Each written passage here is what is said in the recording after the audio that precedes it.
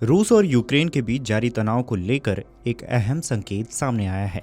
Ukraine के राष्ट्रपति Vladimir Zelensky ने दक्षिणी अफ्रीका के राष्ट्रपति सिरिल रामाफोसा से फ़ोन पर बातचीत की है और कहा है कि वह रूसी राष्ट्रपति व्लादिमीर पुतिन से सीधी बातचीत करने के लिए तैयार हैं।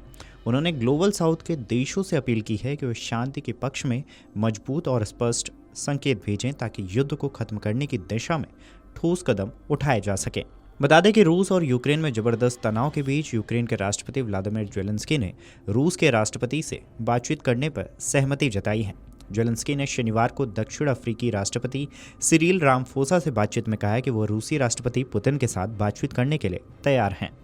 जेलेंस्की ने रामाफोसा से बातचीत में कहा है कि वैश्विक दक्षिण को शांति के पक्ष में संकेत भेजने चाहिए। सोशल मीडिया पोस्ट में जेलेंस्की ने कहा है कि मैंने दक्षिणी अफ्रीकी गणराज्य के राष्ट्रपति सिरिल रामाफोसा से फ़ोन पर बातचीत की है। मैंने उन्हें हमारे सहयोगियों के साथ संयुक्त राजनयिक प्रयासों और वाशिंगटन में राष्ट्रपति ट्रंप के साथ हुई उपयोगी बैठकों के बारे में जानकारी दी।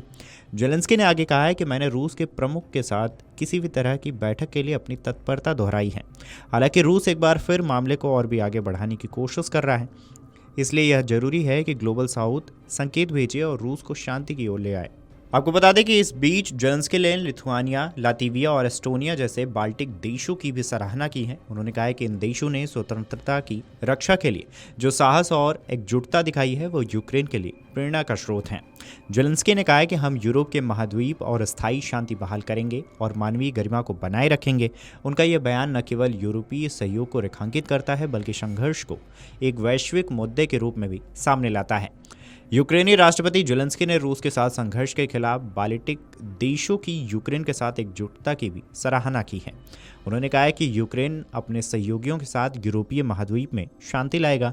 उन्होंने एक्स पर पोस्ट में लिखा कि लिथुआनियाई, लातवियाई और एस्टोनियाई लोगों द्वारा बाल्टिक मार्ग के साथ प्रदर्शित की गई स्वतंत्रता की लालसा को याद करते हैं। हम इन देशों के द्वारा स्वतंत्रता और स्वाधीनता के अपने अधिकार की रक्षा में दिखाई गई एकता का भी सम्मान करते हैं।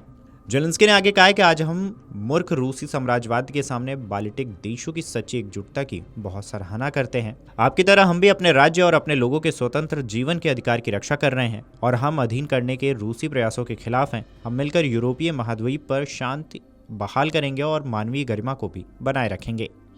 इससे पहले जेलेंस्की ने यूक्रेन के राष्ट्रीय ध्वज दिवस पर नीदरलैंड के प्रधानमंत्री डिक स्कोप से भी बातचीत की थी। इस दौरान उन्होंने डिक को वाशिंगटन में हुई बातचीत से अवगत कराया था। दूसरी ओर अमेरिकी राष्ट्रपति डोनाल्ड ट्रंप ने शुक्रवार को चेतावनी दी कि अगर 2 हफ्तों के भीतर कोई शांतिपूर्ण समाधान नहीं निकला तो रूस पर नए और कड़े प्रतिबंध लगाएंगे।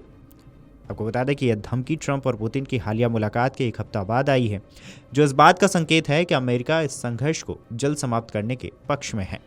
यूक्रेन के राष्ट्रपति ने इन बयानों से साफ कहा है कि वो बातचीत के लिए पूरी तरह से तैयार हैं, लेकिन जिम्मेदारी रूस और वैश्विक समुदाय पर है कि वे इस पहल को आगे बढ़ाएं।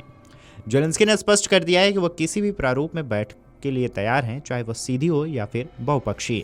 उनका लक्ष्य सिर्फ एक है, युद्ध को समाप्त कर शांति बहाल करना। ट्रंप का बयान इस बात को भी दर्शाता है कि पश्चिमी देश अब रूस पर और अधिक आर्थिक दबाव डालने के मूड में हैं।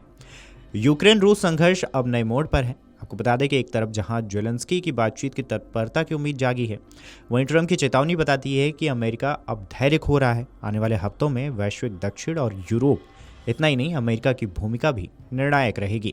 इस खबर पर आपकी क्या राय है, हमें कमेंट करके जरूर बताएं। Video desk amarujala.com। अगर आप ये वीडियो YouTube पर देख रहे हैं तो हमारे चैनल को सब्सक्राइब कर बेल आइकन दबाएं और Facebook पर देख रहे हैं तो हमारे पेज को लाइक करें।